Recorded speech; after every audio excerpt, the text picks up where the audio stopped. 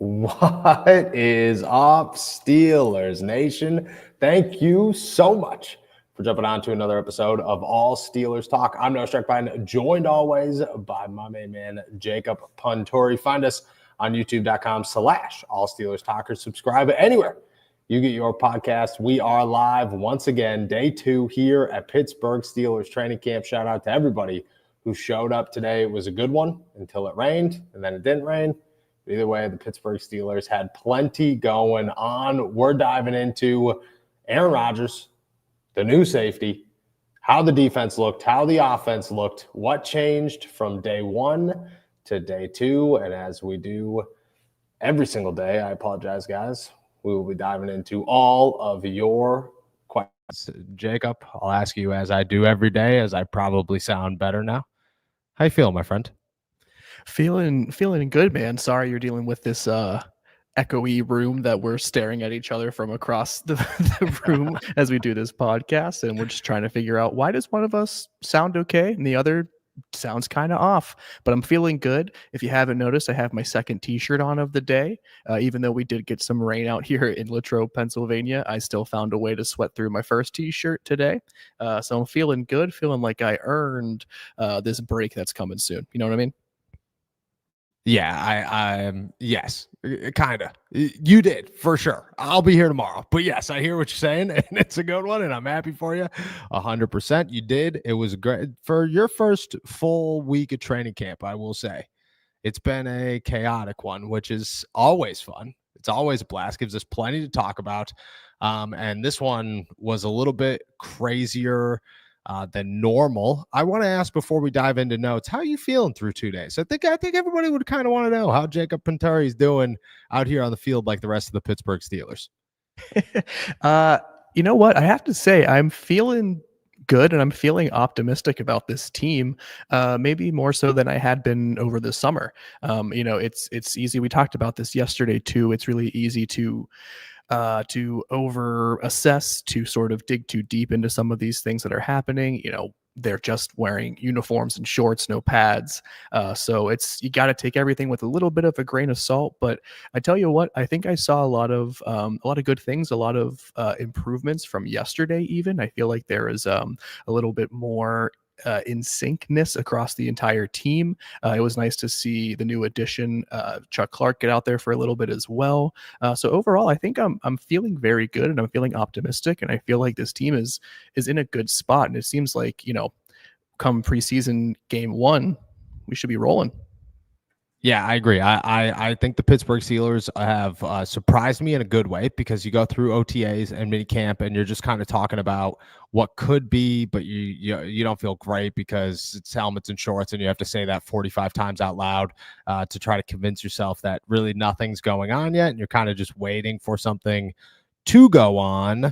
But I feel pretty good about where they're at right now and how they've looked so far through training camp. And I get it, it's only been 2 days. It's the ramp up period, but there's still plenty to come. And so far it's felt pretty good. Let's talk about the new addition. The Pittsburgh Steelers made a signing today. I mean, I predicted that they probably could today. I'm very thankful. I said this right to TA, actually, who does not make any decisions, but he was the closest one standing to me today. And I said, hey, I appreciate you doing this before we were all driving home. He said, yeah, because that was me. So, okay, thanks. Appreciate it. Shout out to TA. The Steelers go out and sign Chuck Clark, a safety, former Baltimore Raven, played last season with the New York Jets, tore his ACL in 2023, so he didn't play that season. He's got 96 career games, 63 career starts, a dude who's got 5 career interceptions. He's a strong safety, not a free safety, and I think that's where my worry comes in here. Is I don't know if he fits the bill of what the Pittsburgh Steelers are actually looking for, but I do think he's a good safety with plenty of starting experience, and because of that, you have to feel that he could fill some sort of void. Is it the right void? I don't know. Is it enough? I don't know. Did they miss the bill on a guy like Justin Simmons that's maybe a bit of a bigger name? I don't know. I will say that I like Chuck Clark over a name like maybe a Jordan Whitehead or Marcus Williams, because both of those guys, while having starting experience, probably backups, and I feel Chuck Clark is a guy who is the same boat, 30 years old, but has a ton of starting experience in the NFL and has played in the AFC North. I like the last guy that they brought in here from Baltimore in Deshaun Elliott, so maybe I'll like him as well. Your thoughts on Chuck Clark after they bring him in? Yeah, I mean, to be honest, I think I was a little surprised whenever that was the name brought in. I did really envision them going after a Justin Simmons or a Jordan Whitehead or a Marcus Williams. But I think listening to what Mike Tomlin said after practice was called off due to weather, which sounds like there's some rain happening now or something. But there is a full-blown tornado that just hit the city of Latrobe. If you are here, take shelter. Wow. I don't know if you guys could hear that through this mic, but it is wild. Crazy. The amount of rain that just came down in a matter of seconds right outside this window. That is crazy. I'm a little scared, a little frightened, but we'll power through. The thing that really got me, I don't know if this is the player that I would have picked. Probably not, is my answer. But what Mike Tomlin said and shared with us after practice was canceled was that he was very familiar with Chuck Clark. He was very familiar with sort of the traits he brings, with the experience he has in the NFL. And I think that maybe this isn't the player that fits exactly the schematics of what they want to do. As you mentioned, not exactly the safety position that we thought they were going to bring in, but it might fit the needs of this group in terms of being able to come in quickly and pick things up, to be compatible with the rest of the locker room, to be another veteran presence amongst all of these younger players. So I think maybe this wasn't, again, the best schematic fit, but I think it might have been the best locker room fit. And I have to give the Steelers credit because it was a player that I did not have on my radar at all. I didn't really think he would get a shot anywhere until later in camp. So I'm excited to see him here now, hoping that he can keep earning more reps, keep pushing Juan Thornhill, and we'll see if the safety group is improved because of it. Do you think the safety group is improved? Like, do you look at it right now and say it's a better group than it was 24 hours ago, or do you look at it and just say, they signed somebody who doesn't really move the needle? It's slightly better than it moves the needle a little bit. I think this is better than just going out and signing, John Jingleheimer Schmidt just to add a camp body. I think Chuck Clark brings a lot more than that. I think they're better because of it. Do I think that this is a move that catapults them into the safety position being a strength and one that they don't need to worry about anymore? Absolutely not. I think it is still a concern, but I think there is now a little bit more hope that the battery of players involved can put together a better performance. And I certainly feel like that is the chances have improved today compared to yesterday. Okay. I hear you. I do think that it got better. Do I think that it got like significantly better? No. Do I think that there's a hole that they might see in a week is still pretty glaring? Yes. And I think the Steelers defense looks really, really good, like crazy good. And I said this yesterday. I mean, we went on a whole rant. We spent almost an entire podcast talking about how the Pittsburgh Steelers defense looks so crazy. I like Chuck Clark. I think Chuck Clark's good. I think if you're facing a team that has a ridiculously fast wide receiver up the middle, you're going to get smoked. And if Jalen Ramsey can't hang with that wide receiver, you're screwed, because I don't think Chuck Clark is a coverage guy at all. And I don't think Deshaun Elliott's a coverage guy. I think it's Juan Thornhill. And while Juan Thornhill's fine, he's your only option to be anything more than just a downhill safety. That's why I liked Justin Simmons. That's why I stood with him, is because I thought Justin Simmons was a guy that you brought him in to be a ball hawk. And that's what you are missing in the safety room. I don't think you got that in Chuck Clark. Again, I think he's good. I do think he's good. I think he's a significant upgrade over Sebastian Castro and Miles Killebrew, who were looking like your starters. But I don't think that he is the guy that they should have went out and got. I'll be really honest on that. Like, I don't think that Chuck Clark was a guy that to me makes sense for the Pittsburgh Steelers. Do I think he could bolster this or make this defense slightly better? Yeah, I do. But I also think that you could find yourself thinking, okay, yeah, safety room's weak because we don't have anybody to cover, whoever down the middle of the field in a seam route, because Jalen's covering this guy and everybody else is covered. And, you're definitely banking on it. That being said, the physicality part of it's huge. He's a hit you, punch you in the mouth type of guy. and I think he's significant. You think there's any chance he competes for a starting job? No, no, I really don't. I see him as a very well entrenched number three, the first backup in the rotation, and I think that's how it should be. I don't think they brought him in here to truly challenge Juan Thornhill, and to be quite honest, I don't know if this means that they're done adding to the safety position. I don't think, from my perspective, it hasn't reached a satisfactory point. The group still has a lot of question marks, like we just were saying. And I think that, bringing in Chuck Clark is an improvement and surely is a sign that they are trying to find an answer here, but that doesn't mean that they have it already. So I don't think he's going to push for a starting job. I think he's going to be a backup. And to be honest, I don't think that this eliminates the possibility of another safety coming in. And I think a lot of that's dictated by the play of these players currently in camp. But bringing in Chuck Clark alone doesn't make me feel like the secondary has been saved at all. So no, I see him as a backup. Yeah, I think he's a backup as well. I think they like Juan Thornhill and what he brings, and we'll see if it's any better. But for right now, yeah, I do view him as a backup. Let's talk about today. Who stood out? Who didn't stand out? Aaron Rodgers definitely improved from day one to day two. You saw some good movement. Marlon Lewis, who's not in the chat right now, maybe he isn't, asked yesterday about Zach Frazier and the snaps. We said, nah, Zach Frazier looked good. Fumbled a snap today, threw it right on the ground. It was a ground ball right to Aaron Rodgers to start the day. So getting to a place where back-to-back days, 2 days in a row, the first play of the day is a rough one for Aaron Rodgers and company. I mean, your takeaways from today, I thought overall it was a much more parallel day. It was a much more even day, offense to defense. There was nobody that really or no side that really dominated the other as strongly as yesterday, with the defense claiming the offense. But I do think it was a more even keel day for everybody who was out there. It was good to see, and I think Aaron Rodgers definitely took a step forward. Yeah, absolutely. I think a parallel is a great word for it. Maybe this isn't the most exciting word, but it was a little boring.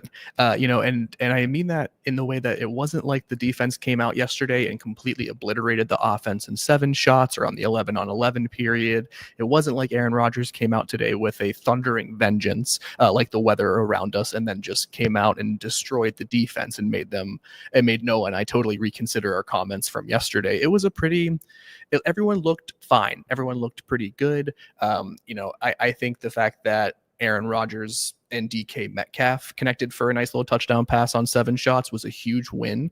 So I'm very eager to find an excuse to have Aaron Rodgers and DK Metcalfs be my winners of day 2 of training camp. So it was just nice to see that connection starting. It was a great route by DK, great throw by Aaron Rodgers. And if that's the very start, the seed germinating into what is going to become a top wide receiver quarterback combination in the 2025 season, then excellent. So yeah, it was nice to see the offense rebound a little bit. No one looked like a complete stud standout way above the rest, at least to me. Maybe you have a different opinion, but I think the offense overall can be called a winner because they were able to rebound from a not great day yesterday. Yeah, I agree. I don't think the Steelers had a clear cut one side or the other. And I don't think the offense won the day. You know what I mean? I don't think the offense had a better day than the defense, but the offense had I agree with you, certainly a better day than yesterday. So you're spot on there. I agree with the boring.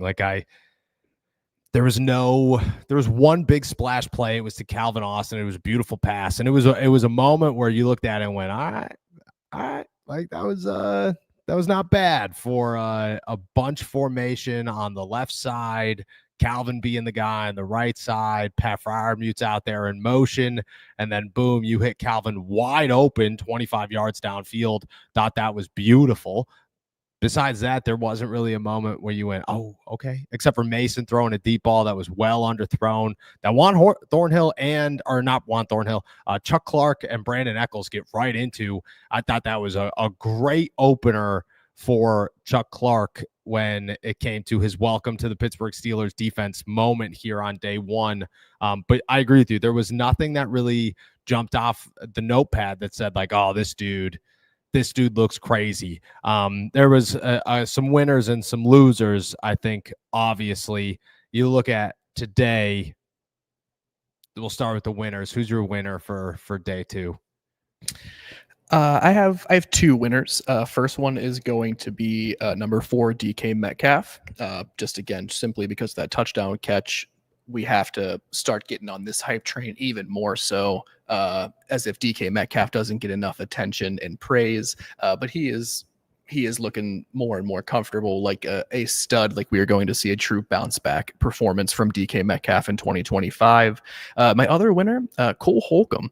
Again, boring day for the most part, but I spent a good amount of my time watching linebacker drills. And I tell you what, the more I watch Cole Holcomb, the more confident I feel about his health, his explosiveness, his agility, his athleticism, and just having him there and the depth that he provides behind Peyton Wilson and Patrick Queen is going to be one of the biggest, most beneficial factors of the Steelers defense if it all comes together. So every single day, every little step for Cole Holcomb feels very big. It feels very important. And another good day, he's my other winner.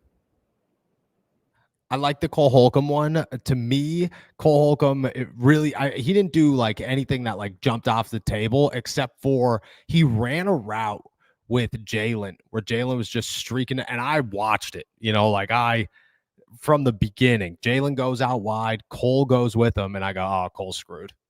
Like this is a classic moment of it's 3rd and 6, you're playing whoever, and everybody on Twitter is bitching about how Cole Holcomb's lined up across from Jalen Warren on 3rd and 6 on the outside and why there isn't a corner there. And I was like, this is it. This is a classic one of those moments. Cole's about to get smoked. Ran for a dude who blew out his knee a year ago, who wasn't able to play last season, who almost retired, like devastating knee injury. Ran stride for stride with Jalen Warren. And I thought Jalen's a fast guy. So I thought that was very impressive. I like Cole. I think Cole looks healthy, which is, really good right now. And if the Steelers could utilize him, like I liked him before he got injured. I thought he was the best linebacker they had that season. He was supposed to be the Patrick Queen. He was supposed to be that guy. Didn't turn out to happen because injuries do happen, but I thought it was awesome. My winner of the day, I also have two of them. Calvin Austin is definitely one of them. He had a good day. His big explosive play was great, but like it's just moment after moment every day where you're just kind of like, Calvin just looks very smooth. He looks very fitted, very natural in this offense. And I think that's big. Like every time Mike Tomlin talks about Calvin Austin and the growth he's had since that injury his rookie season, you have to take it seriously enough to go like, the Steelers really see something in this kid. Like they see something, they see him as an example of how good you could be if you bounce back, and I think that's significant. And I have a lot of faith in Calvin Austin, but him making that play today, and it was really the first play in 2 days where the offense was like, oh shit, here it is. That's the crowd erupts, it was a good moment. I thought that was a big moment for the Pittsburgh Steelers offense and for Calvin Austin. And then my number 2 is Derek Harmon. Like I keep watching Derek Harmon and there are no pads on. Okay. So it comes with a PSA of things can change drastically once pads are on. But this dude looks so good, man. It's crazy how just efficiently he gets through the offensive line. How like you run running drills and it's a running play in team drills and you have to let them go through the line. So every time it looks like a 10-yard gain or whatever. But if you're really watching, Derek Harmon slaps him in the backfield, just gives him a little pat. And then in a real game, that's a tackle for loss. He looks so good. He's been one of the most impressive guys on the field through 2 days. Again, there are no pads on, but Derek Harmon looks like a stud, man. And Calvin Austin's my other winner. Like those guys looked real good. There's a sleeper out there, JJ Galbraith, I think his name is, tight end, 87, I think his number is. That dude has made more plays than anybody in Pittsburgh since the beginning of mini camp and continues to do so. And I think it's time we start paying attention to him. Does he have any chance of making the roster? Zero. But He's making plays, man. He's going to end up somewhere on some roster in 2025 because this kid looks good. Yeah, he really does, and he would have been honestly one of my other winners too if fellow tight end Connor Hayward didn't also have a really good day in the team drills period. He made a really nice catch. I think it was Mason. Yeah, I have a note here. Yeah, Mason threw a nice pass over the middle. He was coming across to Connor Hayward. It was a nice play, a nice handsy play where he had to flash a little bit of the hands to bring the ball in there, but he did. And I think we talked about him being a possible cut candidate and the tight end position being very deep. But I mean, if he's going to make plays like that, if Connor Hayward can look explosive, it's going to make it really hard for him not to be that final tight end and for him to not be included in the special teams unit as well, only making the path for JJ Galbraith even more difficult. But he has stood, I feel like we talked about him maybe a few weeks ago or something, and one of us mentioned like he might be someone to watch for. He's probably not going to make the team, but he's got some talent, and the Steelers certainly have liked him over the past couple of months. So excellent shout out there for him too. He did look really good. All right, give me your losers on day 2 here. There's I have 3 actually. Two of them are tied. Keyshawn Williams, I think is his name.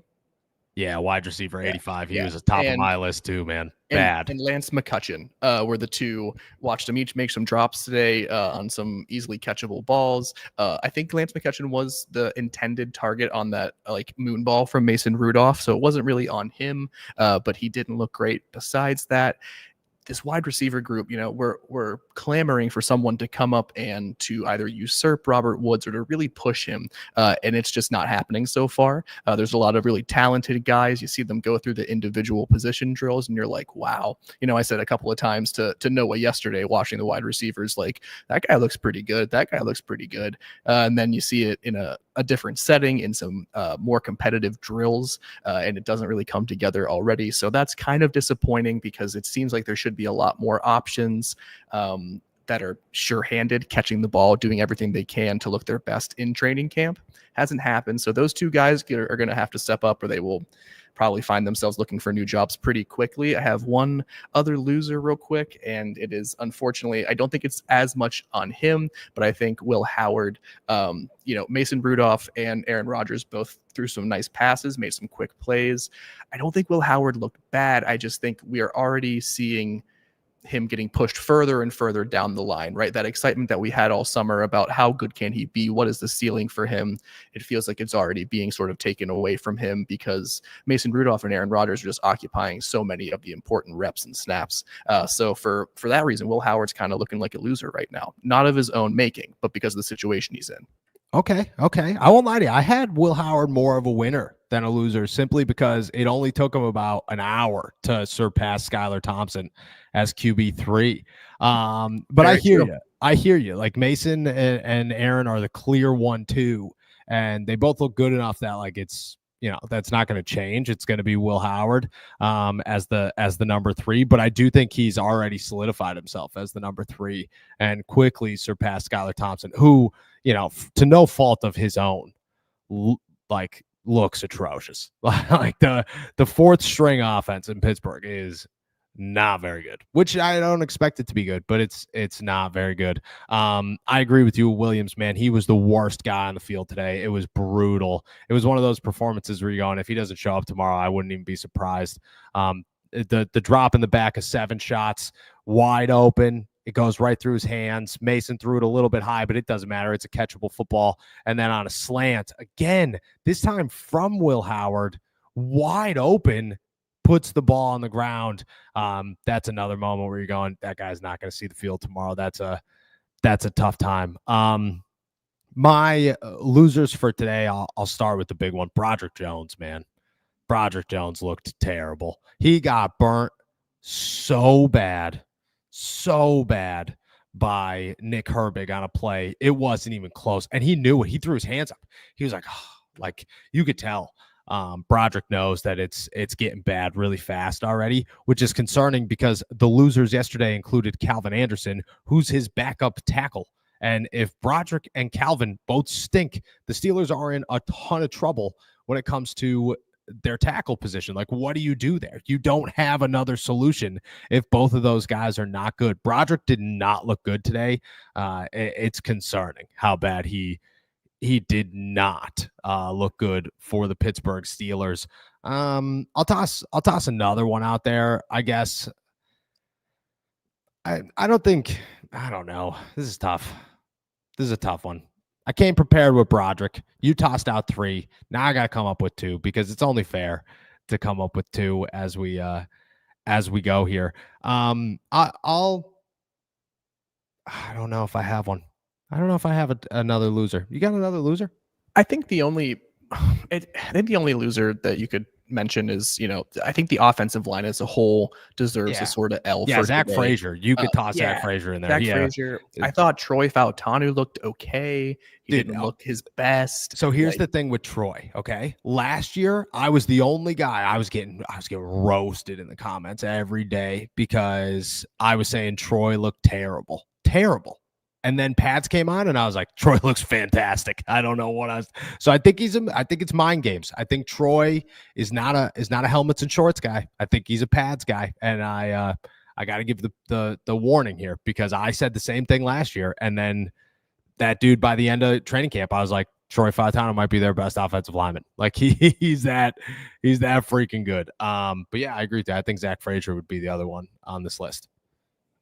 Yeah, for sure. And I don't, there was nothing about Troy Fautanu's day, just to be abundantly clear, that I found to be worrisome. The Herbig blowing by Broderick Jones is a concerning thing to see from your starting left tackle. But there wasn't something like that. There wasn't a specific moment with Troy Fautanu today that elicited the same response. It just seemed like, again, even though the offense performed better, it was not because of, really clean center to quarterback exchanges. It was not because Broderick Jones made Nick Herbig, TJ Watt, Alex Highsmith look foolish on a rush attempt.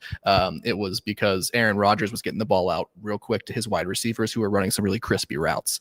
So that's, not a huge concern day 2 of training camp. Absolutely not. But it is something that will be, kind of on my mind to monitor next week for sure. Yeah, I agree. Once those pads come on Tuesday, it's a totally different world for the Pittsburgh Steelers. All right, I want to start answering all your guys' questions. I know you got a bunch of them. Please start tossing them in the chat. But first, we got a quick word here from our boys over at Factor. Summer is here. More sun, more light, more time to do all the things that make summer so special. And the number one thing you don't want to be doing all summer, spending hours cooking inside. That's where Factor comes in. Factor's chef-crafted, dietitian-approved meals are ready in just 2 minutes, taking the hassle out of eating well. Factor meals arrive fresh and ready to eat, perfect for any active lifestyle over summer and beyond. With 45 weekly menu options, you can pick gourmet meals that fit your summer gains and goals. Choose from options like Calorie Smart, Protein Plus, Keto, and more. Factor powers your day sun up to sundown with nutritious breakfasts, on-the-go lunches, premium dinners, and guilt-free snacks and desserts. Factor has your whole day covered. Enjoy more this summer. Get Factor if you want all the flavor and none of the fuss. Woke up today, lost a pound. You want to know why? Because I went home last night and I ate a Factor meal for my midnight snack instead of another piece of cake, because you can never run out of cake.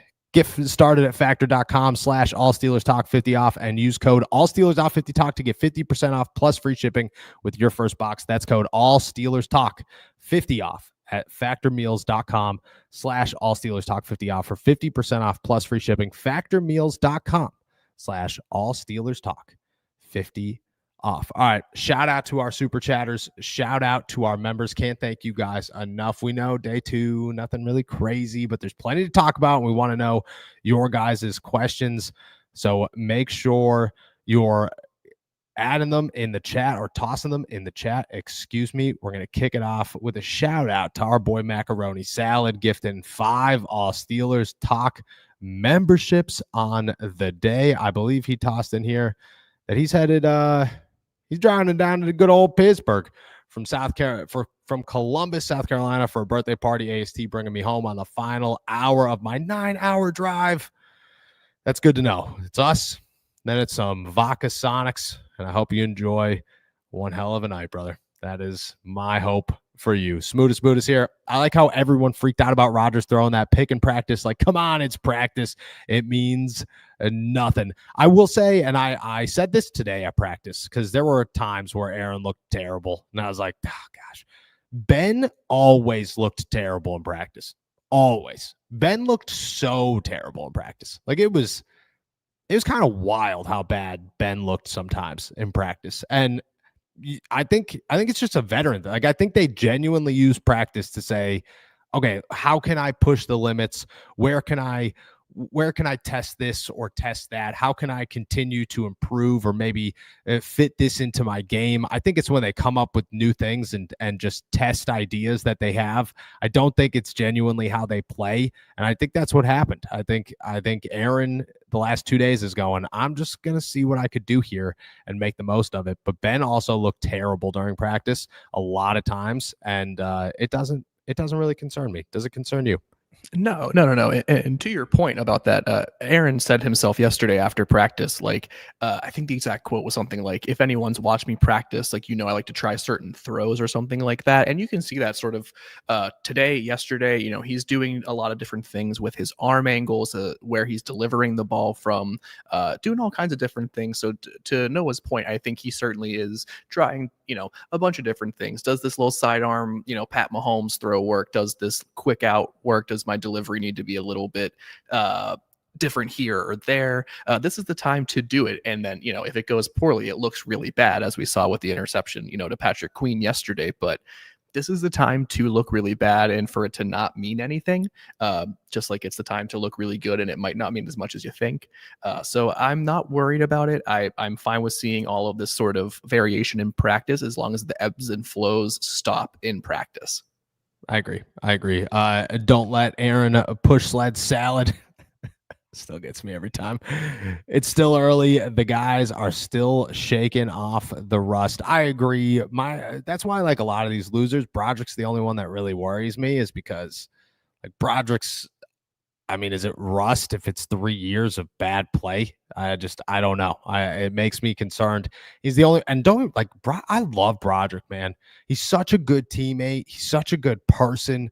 Like, he treats you with respect. He knows how to work hard. He busts his butt. He made changes this offseason to help with his diet and everything else. And I just feel like, like I like Broderick. I'm a fan of Broderick Jones. The only issue is that it's been 3 years and he has not looked good in any of those 3 years. And he's got to look good this season. Like, he's got to look good this season. Otherwise, the Steelers are in a boatload of trouble. Of all the losers, he's the only one that worries me. Yeah, same. I mean, it makes it, the situation makes it so much worse because there is not, if Chuck Clark is still, not 100%, or he's not the player he was when he was a starter for the Baltimore Ravens, the Steelers can find another depth option, and I don't think anyone will think that they are going to be much worse off. If Broderick Jones is not the starting left tackle and they need to either fill in with Anderson or search outside of the organization, that they're screwed, because there's no good, adding a 34-year-old Tyron Smith as the left tackle to replace Broderick Jones would do absolutely nothing for this offensive line. And I don't think that there's a lot of available options that the Steelers could acquire via trade. So the situation that Broderick is in makes it even more dire. It makes the pressure even higher, even more intense, because if he fails, if he comes up short, the Steelers will not have a way to make up the difference like they can at other positions. Yeah, I agree. It's the only guy where you're going, yep, they're screwed. If he's not good, they're screwed. Grayson the Ginger, who has impressed you the most so far in camp? I know they aren't in pads yet, but how is our O-line? We are actually just getting through with this, and you are not going to like the answer, my friend. The O-line hasn't really looked the best. It hasn't looked the worst, but Broderick Jones doesn't look great out there. Zach Frazier's had some bad snaps. It's a make or break unit. Here's the thing. Is, they could look bad, but the grain of salt is so ginormous when you say the offensive line doesn't look good without pads on. Like, it's the size of this water bottle. piece of salt. That's one grain of salt of how cautious you have to be when speaking about the offensive and defensive line without pads on. Because you just have to look at it like Derek Harmon slapped some balls down on day one, and you're going, that might happen in a game, but also offensive linemen are going to grab your pads so that you can't get up. So they have nothing to grab onto right now. You're going to put your hands up and you're going to win that battle. I'm not super worried about the offensive line yet. Come Tuesday, we'll have something to talk about. Who's impressed me so far the most? And Jalen Ramsey's the answer. I think Jalen Ramsey's he just looks so fast and big and smooth, and like Jalen Ramsey looks scary out there. He looks real scary for the Pittsburgh Steelers. Who's your biggest winner? Jalen Ramsey is a great pick. He looks like the superstar. I said pretty much the same thing yesterday. He looks like such a bona fide superstar with just like the swagger, the charisma. He does everything the right way with an intensity that everyone wants to emulate. You can see it already. He's an easy pick. Offensive side of the ball, it's got to be rookie running back Caleb Johnson. I mean, that, the Pats coming on Tuesday is something I can't tell if I'm more excited to see how the offensive line performs in their first day in pads, or if I'm more excited to see Caleb Johnson hit a hole and try to burst through with acceleration with pads on, and with the defenders not giving him the lane to run through, as it were. So yeah, he has just looked so freakishly athletic, so explosive. He looks like a seasoned veteran already in just his poise and the way he's going through everything. And he looks like he can catch the ball just as well as he can run it. So man, it's an exciting time for this rookie class here for the Pittsburgh Steelers, and Caleb Johnson has impressed me mightily. Yeah, Caleb Johnson looks so good, dude. So good. Big Jello hot dog salad. Trevor Penning needs to be a Stiller. Him and Brod can fight for the starting job. I think a fourth would get him. 84 versus Jacob, fist fighting in the parking lot. We haven't seen 84 yet. Hasn't been on the field at all. Haven't seen him one time. Saw him walking around twice throughout campus, but I have not seen him actually participate in anything. Jonnu Smith is the other injury right now. Saw him. He just comes down and like stretches, catches like 4 passes, leaves. I'm like, all right, well, at least you're doing something. Cordero, haven't seen him one time. Trevor Penning. So I like Trevor Penning, okay? But I'm going to give you some insight on the Pittsburgh Steelers. And things have changed. Times have changed. I don't know if their outlook has changed, but the Steelers we're not very high on Trevor Penning coming out of college. He was one of the guys in a draft class that they were looking at going, I don't know if we're really that interested in Trevor Penning. I don't know if it was because of his play, if it was because of his attitude, if it was because of where he came from. I have no idea. But I do know they weren't the highest on him. I like Trevor Penning. I don't know if I'd go like trade for him yet. I want to give Broderick an idea. But I think when he's okay, I think he's got the physical attributes. I apologize for yawning there. I'm freaking dying a little bit. See, we run out of 0 hours of sleep in the last 24 hours. I think he could compete with Broderick. My only concern is if you give up a fourth, he might be on the same level as a Broderick Jones. You feel differently? No, I like the nastiness, the physicality of Trevor Penning. I think that is something that Steelers fans would take to very quickly. I truthfully don't feel like bringing him in would be a concrete, unavoidable upgrade over Broderick Jones. Like, I just don't think it's not like Trevor Penning, has been an all-pro left tackle since he started his career. He has been someone who struggled to find his way and to be consistent. He struggled to be consistent, I should say. So it really just sounds like we're describing Broderick Jones again.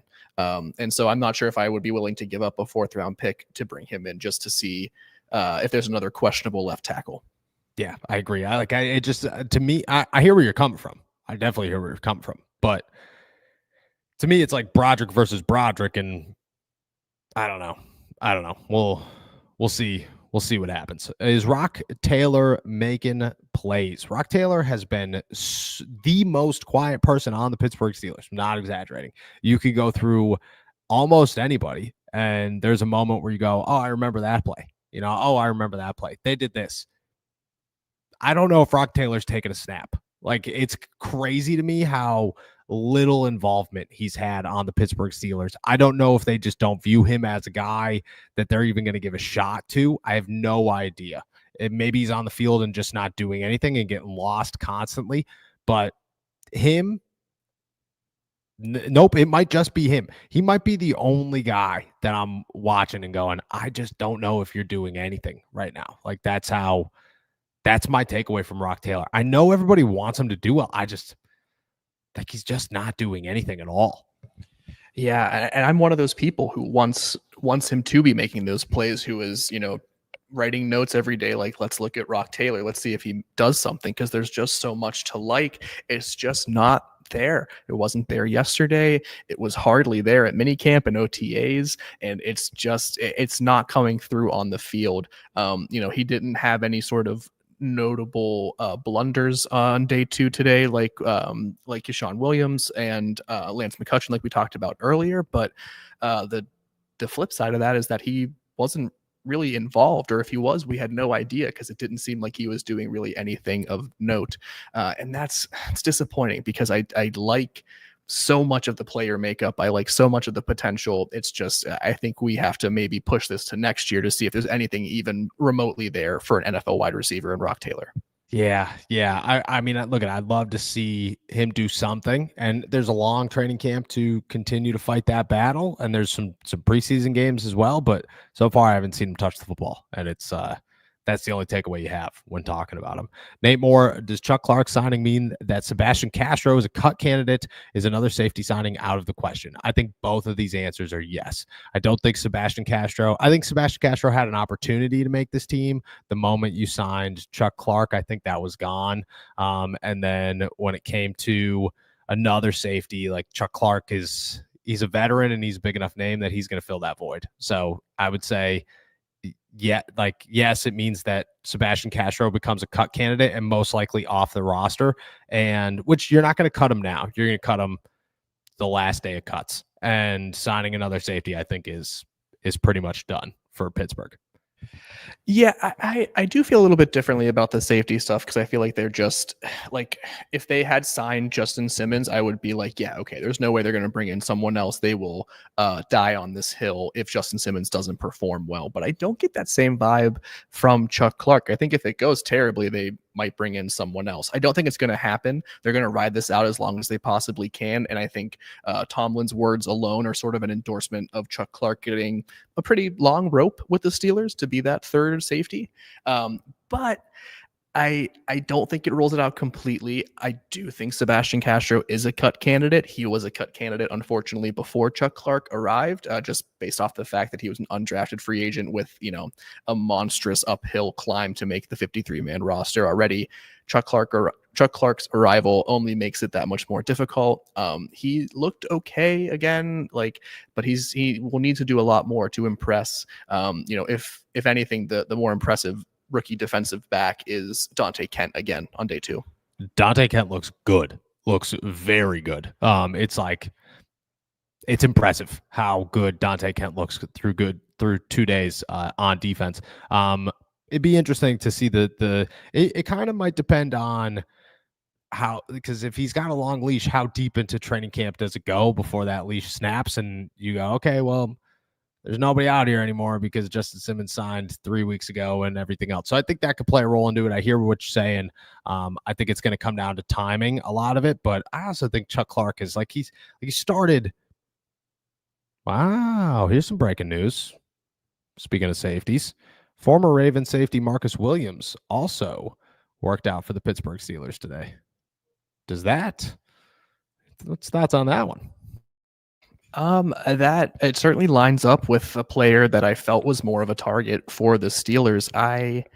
To be honest, I think you're just, 6 to 1, half dozen to the other between him and Chuck Clark in terms of what you would get out of him in 2025. You're talking about someone who has starting experience, has dealt with some injuries, has dealt with losing their starting job. You're not going to get, 17 starts out of either of these players, but, it's depth. And again, I think this, maybe this points to what I was saying a minute ago, maybe Chuck Clark's leash isn't as long as I just thought it was. Maybe there is this thought where it's like, we're going to bring in another veteran, but we're not sure who it is. if Chuck Clark doesn't perform, Marcus Williams, we just got really familiar with him. We'll bring him in next week if this doesn't go well. But I don't doesn't give me any more excitement. I don't think they need to, go all in and bring him in too. I think Chuck Clark is a fine addition compared to, him. Yeah, I mean, I for those who don't know how like the NFL like operates with this kind of stuff, if I had to guess, they brought both of them in for workouts. Marcus Williams sucked and Chuck Clark didn't, and they said, "All right, Chuck Clark, here's your contract. Have a good day." Marcus is a name, just like you said. If Chuck doesn't work out, he's there, and he's another option. But I'm not. There's like minimal excitement about that. Like Chuck Clark to me is totally fine name if the other option is Marcus Williams. He comes off a 12 game starting experience with the Jets last year. He's been a starter for like the last 5 years in Baltimore outside of 2023. I just, he's a vet. He's a vet that could play some minutes and make some plays, hopefully. And my only worry with him is it's not if he's good. I think Chuck Clark's good. It's just a matter of like, you want to create a defense, come up with turnovers, and Chuck Clark doesn't come up with turnovers. That's not his game. It's never been his game. So is it going to be enough? I don't know. We'll see. Rocky Mountain oyster salad. Oh, they're getting crazy. Just tuning in. How did the offense look today? Offense looked better from yesterday. For sure looked better from yesterday. I don't think it was like a big win for the offense. I don't think they looked great. Calvin Austin made a good play. Pat Freiermuth caught a couple of footballs, which was good to see. Connor Hayward caught a couple of footballs, which was good to see. Kenneth Gainwell caught a couple of footballs, which was good to see. But I think overall an improvement. I don't think it was like necessarily like a big splashy day for either side of the Pittsburgh Steelers.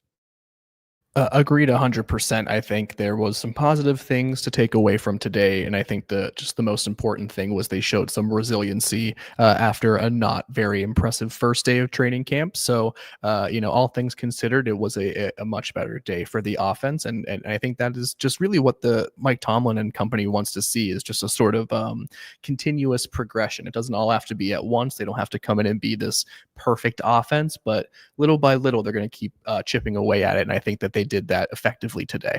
Yeah, I agree. How is Will Howard playing? I think he's playing okay. Today, he didn't really do much. He honestly should have had one really nice pass, which was a slant. It was between two defenders. What's the guy's first name? Something Williams.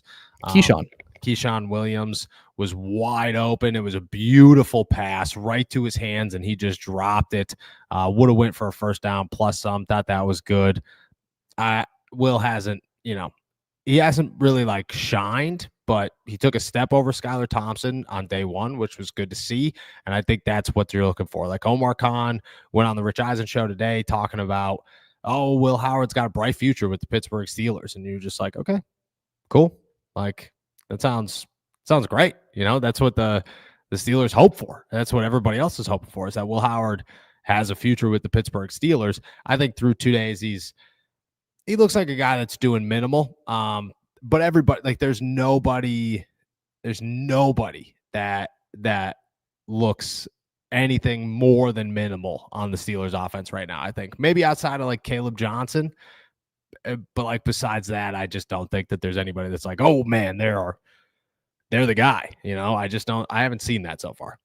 Yeah, and I just don't think we will until the pads come on and maybe a preseason game gets done. Because again, they technically won 7 shots today once they gave the offense another chance to redo the first play after the muffled snap. So they the offense technically had the quote unquote win today. I don't really call it much of one since it was a mulligan play to get the win. Oh boy, the good old breakfast balls to start off the day. It looked like my breakfast ball. Went about as far as my breakfast balls go, for sure. Probably farther than the ones that I would swing on. But nonetheless, it is. They took a step, and I think Will Howard is finding his way. I think again the biggest evaluations, the biggest takeaways, I can't really make after day 2. I'm looking forward him in pads. I want to see how he plays against NFL competition in the preseason. And then I think I'll be very concrete with my evaluation, and I probably won't move off of it. Yeah, I agree, and I'm excited to see things move a little bit faster. I'm excited to see like him in 2 minute drills. Let me see Will Howard in some action. That's where I'm really looking for it. Don't let Aaron push sled salad, aka Hurt at Practice, aka Stephen Cornfield. Who would have thought all it took was training camp to get Jake out of the sweaters? Also, only 6 days and 2 hours till I bet on the Lions. You got to bet on the Lions for sure. Who would have thought, man? Who would have thought that if you wore a sweatshirt out there here, you'd probably die. Like I don't think you'd survive. I really don't. Yeah, I mean, we did. Unfortunately, we did see someone have the heat was too much for someone, and they had to be tended to during camp today. So, like, I don't want to be that person. You don't want to be the person who sweats too much or passes out from the heat. Listen, did I want to wear a hoodie? Yeah, it would make me feel more comfortable. And if you guys would have seen the other T-shirt I had on and the V-neck of sweat that was going down from standing outside watching practice today, you would be like, oh, maybe I get why Jacob likes to wear 2 layers, because the boy sweats. The boy's a sweaty guy. Look, you can't not sweat out here. You can't. I'm going to a party tonight, and I was texting the buddy whose party it is. He was like, "Yo, you come through at 7."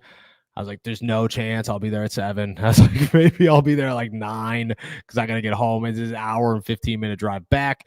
I got to shower. He's like, dude, just come here straight from camp. No chance, brother. I am literally stuck to myself. That's how disgusting we are leaving this place. And for anybody who sits up there in those stands, God bless you, because you're crushing it, my friends. You guys are just living life in the yuck. And all the power to you. All the power to you. David here. 1, what's our current depth at strong safety with Chuck added? 2, is our cap still high enough to still bring in a free safety or maybe a wide receiver? Yeah, I would guess Chuck Clark signed for a vet minimum, maybe $2-3 million max, but I don't expect it to be much on the books. I would guess it's Juan Thornhill, Deshaun Elliott as the starters, Chuck Clark as the backup, and then Miles Killebrew as the 4th. That's going to be my guess at depth chart. I don't know if they're going to bring in somebody else. I don't feel they are. Jacob feels there's an opportunity. We'll see what happens. But do you look at the depth chart any differently? No, you're 100% correct. That's what it will look like when the season opens. Yeah, but I still, we say it very often. If they want to bring in someone else, I'm not worried about the salary cap at all. It's fake. It's all fuddy-duddy. Salary cap is not real. It's not a real thing. He's got one more here. Any chance Caleb and Jalen are battling for running back 1? No, they're not. It's Jalen's job. Mike Tomlin's made that very known throughout the offseason. I've heard that from multiple sources that the Steelers view Jalen as that guy. They don't view Jalen as like the long-term starter. They just view him as the now starter. And I think that's the best thing they could do. Like, for one, everybody wanted to throw Najee into the fire, and then Najee got the crap beat out of him, and he couldn't do anything else after his rookie season. And I'm not saying that's going to happen to Caleb. What I'm saying is that you have another guy who's starter worthy. Make him your starter. Like, Jalen's a good running back. I think there are a lot of people who just like new, who just get excited about new. I think Jalen's a stud, man. I think Jalen was the best running back the Steelers have had for the last 2 seasons. I think he could do anything that you need him to do. I think he's so fast. Like, I've had conversations with Mike T, man, where this dude is raved about the things Jalen could do that we just don't even realize he can do. So I'm huge. I'm a huge Jalen Warren supporter. And I think that dude is so talented. And I don't think there should even be thoughts of a competition. I think it should be embrace how awesome this running back room is, because it's pretty freaking cool and really, really good. But no, I don't see a competition. Yeah, I don't foresee a competition either. I think Jalen Warren will enter this season as the number 1 running back. I think the biggest reason why they might not be this competition is not because Jalen Warren is so extraordinarily better than Caleb Johnson or vice versa. They both are extremely talented running backs, and I think the tandem will suit the Steelers' offense better. Why I think Caleb has less of a chance to truly make this a competition is because there is so much of a question mark and so much uncertainty regarding the offensive line still. So I think it's going to be less about how explosively athletic Warren and Caleb Johnson are and more a reflection of what the offensive line can give them. And so if they can't give them much, if there's no push at the line of scrimmage, if there's no holes opening up, there's no way for Caleb Johnson to even take away snaps from Jaylen Warren because there would just be nothing to actually do on the field. So I think Jaylen Warren will stay number one. I expect Caleb Johnson to take some snaps, throughout the year by his play. But I think, end of 2025 season, we're talking about, this was a tandem. Jaylen Warren was the lead back. And now moving forward, Caleb Johnson is going to take that over. Yeah. I agree. Keeping it a truck in here.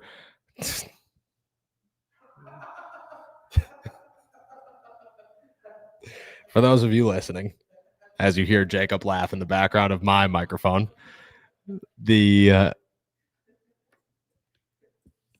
comment here is from Ayahuasca Salad. Oh, man. Hashtag kaboom. I'm not going to read the rest of the comment. It's a little hateful, but it's a funny one.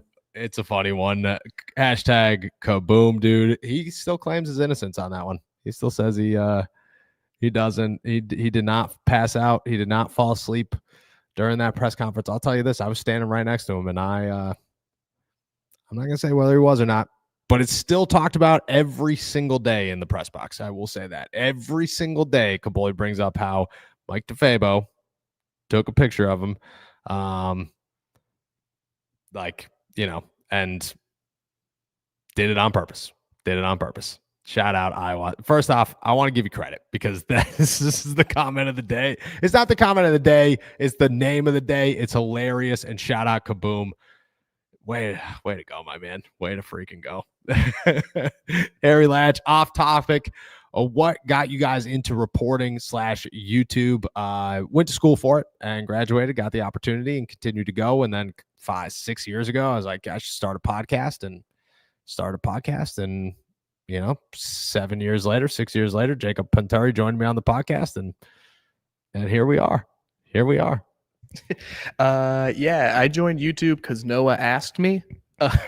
That was pretty much my big introduction. I'm a Pittsburgh guy. I grew up watching Pittsburgh sports. Was very passionate about it from the time I was a little kid. I always wanted to be a writer. I loved doing it in high school, in college. I went to the University of Pittsburgh. I studied journalism there as well. And I came out as a freelance writer right after that. So it's always kind of been in my blood, I think, just writing and talking about sports. And then, my man Noah was like, hey, you want to come on, do this podcast with me now? And I was like, yeah, sure, man. Sounds good. And that's exactly how it went. That's actually exactly how it went. Rocky Mountain Oyster Salad, Jacob Gold Bond should be your best friend. Look, there's no baby powder strong enough for us. You don't think I put that on this morning, my man? It's beyond that. I appreciate the help and the suggestions, and from all the other ones that I've gotten over the past couple of days, very appreciated. I've tried a lot of options. It doesn't work. This body ain't gonna stop sweating. No. Just going through some housekeeping stuff here. When do they release the first depth chart? The day or 2 days or something before the first preseason game is when it'll happen. When do cuts begin? They'll slowly start cutting guys like closer to the end of the preseason, but the final one comes about the Friday after the preseason. And then want to keep it going here. Oh, can't wait till Tuesday. Tuesday will be pads for anybody. Maddie, do you think we need to add anything major on offense like wide receiver, tight end? I think I kind of like what we're cooking. I kind of agree. I don't think that right now the Steelers need to add anybody. Do you feel differently? No, I agree. I think Jonnu Smith was that sort of that next exciting piece to bring into the offense, and he's that anything major that I think you're talking about here, Maddie. So no, I don't think they're going to bring in anyone else right now. I don't think they need to. I'm just very eager to see Jonnu Smith do more than just stretch and catch a couple of passes, and then I think that we'd have a clear answer from there. But I think with Jonnu Smith, DK Metcalf, Pat Fryermuth, Roman Wilson, Calvin Austin, Caleb Johnson, Jalen Warren, they will have enough weapons for the offense and for Aaron Rodgers as long as the offensive line holds up. So I kind of like what we're cooking too, Maddie. I really do. Yeah, I agree. I definitely agree. Mr. Tembelo, if our offensive line isn't top 10, 15 to 10 new offensive line coach, yeah, I would imagine that if the offensive line isn't good, that it is the final run for Pat Meyer. Nobody can confirm that right now, but his contract's up at the end of the season. I have a hard time thinking that they're going to do anything in general to change that. I think that they're just going to let it run its course and then add somebody else. But yeah, I do think that it's the end of the line for good old Pat Meyer, who I like and I think is a good coach and a great scout. You know, he's the reason that Mason McCormick's here. He's the reason Zach Frazier's here. You gotta give him his flowers where they're due, despite the criticisms. Like, he is at one hell of an eye for talent. It's just the developmental side where he lacks. But he is the foundation behind Mason McCormick and Zach Frazier ending up in Pittsburgh. I think it's fair to say he's on the hot seat, or is it like cold seat, lukewarm seat? Yeah, no, scalding hot. He's his contract's up after the season, so I just think like in Pittsburgh, like assistant coaches, they run their course and eventually they hit a point where it's over. And I think that Pat's just about there after the season. I like that. Agreed. Tortellini salad here. Has Jack Sawyer impressed you guys at all? And Jacob, are you excited for SummerSlam next weekend? I'm going to the SmackDown the night before. Jack Sawyer has he didn't do much today. Yesterday looked like a stud, man. He looked like a stud through minicamp and OTAs. He's so freaking big. It's crazy. Yeah, Jack Sawyer is very impressive. When he talks, it's more impressive. Like, he just commands a room. When he's in there, you're just like, this dude's a leader, you know? Like, you get the vibes of like, he'd probably kill somebody for this team. You know, if he needed to do it, he probably would. Jack Sawyer to me has been very impressive. You feel differently? He's been very impressive. And I think really between like him and Will Howard, it's very easy to see how that locker room chemistry came together at Ohio State University last season, because those two are they step up, they want to be vocal leaders, they want to be around everybody, they want to build camaraderie, they encourage their teammates, and it's a pretty impressive thing to see. And as aside from the fact that Jack Sawyer is a very physically intimidating man, he is a shredded man, he is already very strong in some of his techniques and his rush stance and things like that. He's got a lot going for him already as a rookie. So yeah, I'm excited about him. I've been impressed with what I've seen from him so far, and I'm excited to see how that keep building. I'm also very excited for SummerSlam, tortellini salad, and the only thing I'm not excited for about SummerSlam is I really don't want to watch Logan Paul and Jelly Roll wrestle. Which, I didn't know that was happening, and that's yeah, it's gonna be. I hope Jelly Roll looks like he's in great shape, to be honest, and like he's clearly been training with like the WWE people, but I mean that's gonna be a problem unless he like choke slams Logan Paul through a table or something like that. But I don't know. That's hilarious. Shout out Jelly Roll, man. Love some good old Jelly Roll. Nate Moore, who's the funniest guy in the press box? My guess would be Alan Saunders. Alan Saunders is my dog, bro. I love Alan Saunders.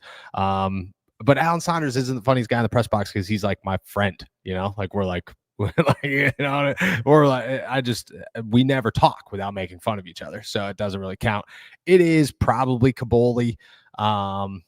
Like, you got to think Jim Wexel's also hilarious because he just never stops. Bo Marciani, that might be the answer. It might be Bo. Jacob's new to a lot of these guys. I'm gonna give the floor to him. Three great picks. Bo has been hilarious the past couple of days. It's been great getting to know him. I gotta say, and this is not me sucking up, and I won't say what the story was that you told today, but there was a story that Noah told today while a few of us were walking back, and oh gosh, it might have been the funniest thing I've ever heard in my life. It was the funniest thing ever. So he's got to give Noah his flowers there. My boy Nick Farabaugh is hilarious. I feel like he doesn't get enough credit because he's got so many, you know, he's too smart up here, but he's a funny guy. He's a real funny guy. There's a lot of there's a lot of characters around training camp on the media side. A lot of characters on the team side, even more on the media side. Yeah, I agree. I agree. I appreciate you. I also appreciate you not telling the story. It's not, it's a good story. It's a good story, but everybody involved in the story might be a little mad that that story was involved, especially family members. So, for those of you wondering, you'll never know. I love you guys. I love you guys. Godzilla 999 question: how many rookies do you guys see starting this year? I pulled one. Is it one? Is it just one? It might just be one. Is it just one? Two, one. It's just one. It's just Derek Harmon. It's just Derek Harmon. Yeah. It's just going to be Derek Harmon. Yeah. One. Don't let Aaron Rodgers push the sled salad. Who do you think is the lowest ceiling when it comes to room for improvement by the season's start? This is a good question. Man, the lowest ceiling. Like, I'm going to take that as a good thing, as like they're good and they can't get much better. Jalen Ramsey's up there. Joey Porter looks damn good. Darius Slay looks good. As guys who I don't think are going to improve that much, like Rock Taylor, Cordero, I would add to that list. That might be it. Mark Robinson, I think, is a guy that everybody keeps talking about that I'm like, I don't know if he's going to make this team. I would go a lot of those guys. I would. Yeah, I think I'm thinking a lot of like these like cut candidates, like Logan Lee, or like is like Isaiah Loudermilk had he's looked okay the past couple of days, but like is how much improvement is there to actually get from this player? Same thing with like DeMarvin Leal. Like there's some talent, there's some skill there, you can't doubt that, but how much can it improve? I'm very doubtful that it can improve much. I think they all have pretty low ceilings to improve too. And then besides from that, I agree with you. Like Jalen Ramsey, I think Aaron Rodgers is like, he's not, he is who he is. And that's what you're going to get, like it's Aaron Rodgers is going to develop a new ability to read the defense that like he didn't have the last 2 decades. So he's got a pretty low ceiling too. But besides that, it's like cut candidates I'm thinking about. Yeah, I agree. Nate Moore and a lot of people are asking about Roman Wilson. Does Roman Wilson appear to be taking the necessary steps forward to be the guy that the Steelers need him to be? I'm going to be honest. I think it's too early to kind of give an answer on this. I don't think that I've seen anything from Roman. He's caught a couple of passes, but like, again, nobody stood out. Boring is the word to describe how the Steelers offenses look so far. And boring's fine. I think they got a lot of potential, but I also don't think that they're coming out like just crushing it. And because of that, I don't really have an answer here. Like, I don't want to say yes, because the answer is not yes, but it's definitely not no. It's just I haven't seen anything. Roman caught like 2 passes in the last 2 days. So I think until we see more from him, I don't think I could give an answer on how really Roman's looked. He's caught as many passes as DK Metcalf, and I have no notes on either of those guys, Yeah, it really is hard to form a strong opinion about Roman Wilson one way or the other. And if you were to have one, I would say you're probably just like fishing for a take or something like that, because it just hasn't been a lot to evaluate. The most important thing or the necessary step that I will acknowledge, and I think we can agree on, is that he is healthy. And he looks like he can play this year. So I mean, that is a necessary step towards being that guy. Aside from that, he hasn't stood out more than Calvin Austin has. He hasn't stood out more, not that he would stick out more than DK Metcalf, but he hasn't even really put himself anywhere in the same ballpark in terms of making any plays for the first 2 days. So I agree with Noah. You can't say no. He doesn't look awful. He doesn't look like, a waste of a draft pick from last year. It's just, there isn't that noticeable progress, that tangible progress, that one thing that he's doing that it's like, oh, it clicked. Now he's here. Now this is the player we anticipated he would be. That still hasn't happened. Maybe it will the next couple weeks, but for day 2, hasn't happened yet. Yeah, I agree. 2 more here. Pittsburgh Hornets. How often do you think they're going to run this year if the line doesn't really establish itself? A lot. It'll still be a very run-heavy defense, which is why the line needs to be good. The entire offense relies on the line. They are the make or break unit of the Pittsburgh Steelers. So the answer is a lot still. It's just if it doesn't work, if the offensive line's bad, the Steelers are going to be bad. Like, at the end of the day, that's just kind of as straightforward as you could put it.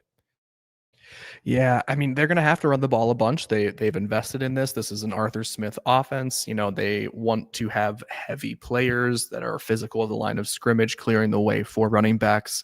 And then that should in turn set up Aaron Rodgers to use a play action to set him up to work out the deep balls a little bit more.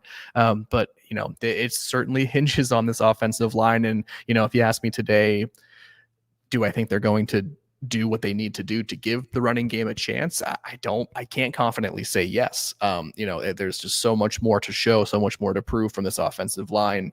That all being said, you have Jaylen Warren, you have Caleb Johnson. You're going to run the football. It might not be effective, but you're going to run the football. And then we got one more here. Chris, guys, I like Warren and Johnson as our running backs. I wonder if we have a good power back for the number 3 role. Do we have one, or will we bring in a power back? No, Kenneth Gainwell is running back 3 for the Pittsburgh Steelers. Caleb Johnson he could be a power back. That guy could do anything you need him to do. Jaylen Warren as well. Like, he's a little muscle hamster and he can make it work. But the answer is just no. Like, they won't bring in their running back room set. It is Jalen, Caleb, and Kenneth Gainwell, and then it's just a matter of if they're going to keep 4 or not, and if that 4 is going to be Cordero or Trey Sermon or whoever, which that's a power back there, and Trey Sermon. But the answer is no. It's going to be those 3 unless you feel different. No, I can't see. I do see Caleb Johnson as a power back, and I think that could be a way to get him more touches if Jaylen Warren hangs tight to that 1A position at the running back. I don't think they want to bring in anyone else to take away any snaps from Johnson, Warren, or Kenneth Gainwell. I think they really like that trio there, and they're just content to, you know, hopefully Trey Sermon is the 4th. I think Cordero Patterson might be if he's healthy. But I just don't think they're going to go outside of the organization at this point to bring in someone who fits that role of like a power back. I just don't think it's like really the scheme or the fit that the Steelers want for this year. Yeah, I agree. And let's finish it off with this one. Pittsburgh Hornets start bench cut, Latrobe edition, leather boxers. You compete backs on backers, and we'll add this with Mark Robinson. Rodgers and Mason both practice their speed throws at you without you trying to catch it. This is brutal. This is so brutal. To be honest with you, I watched a man get smoked by Mark Robb and Atlanta Roberts. His name is John Lovett. He was here for 1 hour. The guy showed up, signed off the bus from Penn State, played running back, got hit twice, never came back, ever. I'd take a speed throw by both of them to the gut. I'd cry, throw up everywhere. It would be awful. That would be my starter. I'd go leather boxers, and it would suck, and it would be so bad. And then backs on back. There's no chance, dude. I would die, and I'm not willing to die. Well, you and I are quite different then, Mr. Strackbine. Okay. I could never wear leather boxers. No, I can't. It's got to get cut. I'll bench backs on backers, so it's like there's a chance it might not destroy me. You might not even get to it. And I'm starting the speed throws. And I'm envisioning a sort of like Happy Gilmore, like when he's in the batting cages sort of scenario where they're just like coming at you and you're like, oh, that one hurt a little, but I'm okay. And then you just kind of keep going. I love it. All right, guys, with that said, we're heading out of here. Thank you guys so much for jumping on to another episode of All Steelers Talk. Make sure to subscribe to us on YouTube, youtube.com/All Steelers Talk. Check us out anywhere you get your podcasts. And as always, find all of our work at si.com/NFL/Steelers. We will be back tomorrow. I can't get rid of the comment, guys. I can't get rid of the comment. I got rid of the comment. Don't worry about it. We'll be back tomorrow live from St. Vincent College to break down I guess we won't be back tomorrow, Saturday, huh? Tomorrow is Saturday. It is Saturday. If you want to go live, I will with you. We'll let you know. We'll let you know. One of us, if it'll either be me or it'll be me and Jacob. We will be live. One of us will be live tomorrow from St. Vincent College. Until then, enjoy another beautiful day in the Berg. Peace.